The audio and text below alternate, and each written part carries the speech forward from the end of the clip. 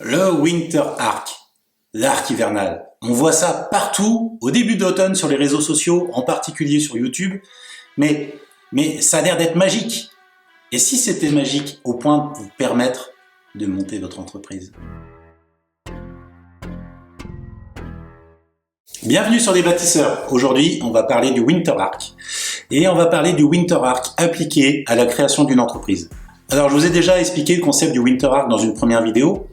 Donc, en gros, l'idée, c'est de prendre la période hivernale, la saison d'hiver, Winter Arc, pour se focaliser sur 1, 2 ou 3 objectifs et découper ça en plusieurs étapes pour faire une progression qui vous permet d'atteindre l'objectif final.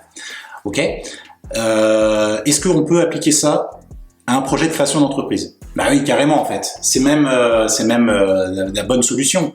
Profiter d'une période de l'année où on est un peu moins sollicité, c'est carrément la bonne période pour se concentrer sur un nouveau projet. Et un projet de création d'entreprise, vous l'imaginez bien, ça ne s'improvise pas en 5 minutes. Alors, comment faire avec le Winter Arc? Donc, la première étape, c'est de clarifier votre projet, c'est-à-dire d'en définir les contours. Qu'est-ce que vous allez faire? Vous voulez monter une entreprise. Ok, mais une entreprise de quoi? Qu'est-ce qu'elle va proposer? Où elle va le proposer? Et comment elle va faire pour le proposer? Est-ce que c'est une prestation de service? Est-ce que c'est de la vente de marchandises? Est-ce que, je sais pas, il y a des millions de choses qui sont envisageables? Est-ce que c'est de l'artisanat? Est-ce que, voilà. Bon, qu'est-ce que vous allez faire? Donc, première étape, définir votre projet. Qu'est-ce que vous voulez faire? Une fois que vous savez à peu près ce que vous voulez faire, il faut réfléchir à comment vous allez le faire. Est-ce que vous allez vendre, par exemple, vos services directement auprès des gens, c'est-à-dire porte-à-porte, sur des marchés, à l'occasion d'une foire, etc. Canaux de distribution. Est-ce que vous allez utiliser Internet? Est-ce que, alors oui, vous allez utiliser Internet, mais est-ce que vous allez avoir votre propre site Internet qui vend? Est-ce que vous allez plutôt vous concentrer sur de la communication sur les réseaux sociaux pour amener les clients vers vous, pour réaliser des prestations directement sur leur site Internet, etc. Comment allez-vous atteindre vos clients?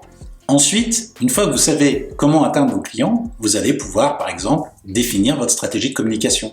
Et oui, c'est pas tout de savoir où est le client. Il faut savoir comment l'atteindre et comment le séduire. Donc, il faut réfléchir à vos arguments, c'est-à-dire qu'est-ce qui est intéressant sur vos produits ou prestations, qu'est-ce qui fait qu'on peut vous faire confiance, qu'est-ce qui fait que votre positionnement tarifaire est adapté à ce que vous proposez face aux concurrents, qu'est-ce qui fait qu'ils vont vous choisir vous par rapport à vos concurrents.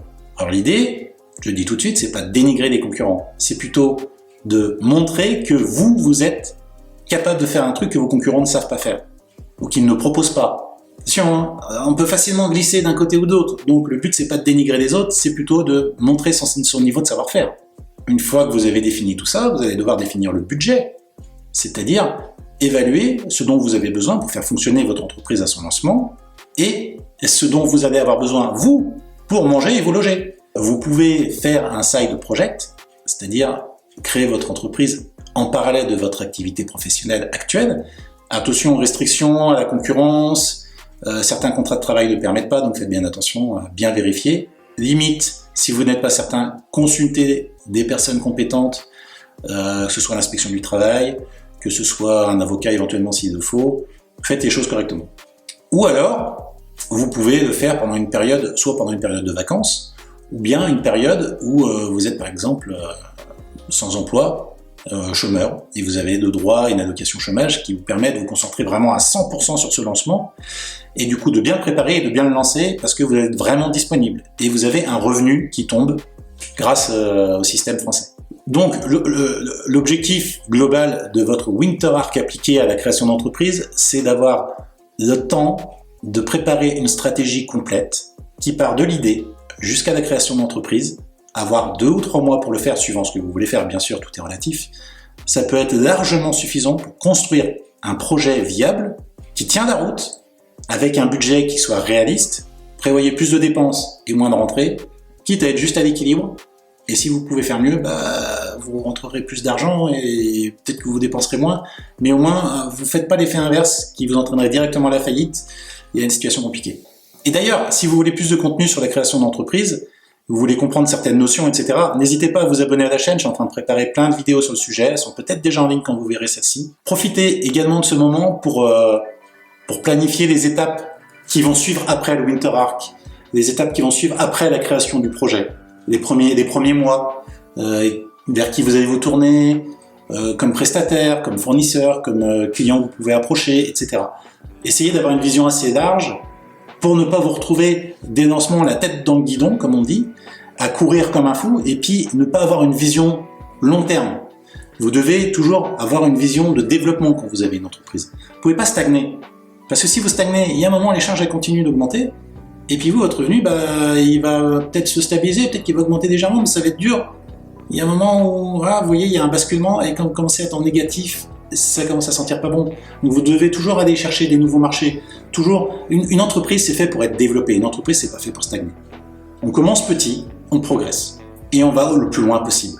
En résumé, ce Winter Arc entrepreneurial, c'est le fait de se donner les moyens de développer son projet, d'appliquer une stratégie, de découper le plan en plusieurs sections pour réussir à avancer, à cumuler une progression pour atteindre son objectif et vraiment lancer son projet. Il y a énormément de monde qui essaye de créer des entreprises, il y en a peu qui vont jusqu'au bout et il y en a encore moins qui réussissent.